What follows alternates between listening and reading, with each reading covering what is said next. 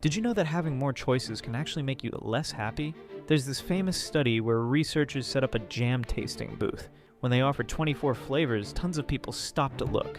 But when they only offered 6 flavors, people were 10 times more likely to actually buy something. This is called choice overload, and it's everywhere. Ever spent 30 minutes scrolling Netflix without watching anything? That's choice overload. Ever swipe through dating apps thinking someone better is just one swipe away? Same thing. Here's what's wild. Your brain has 2 modes.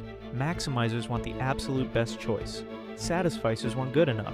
Studies show maximizers make better decisions but are way less happy about them. The problem is our brains evolved for scarcity. Any choice was better than no choice. But now we're drowning in options, and our mental energy gets drained. Here's how to fix it. Set your criteria first, then look at options.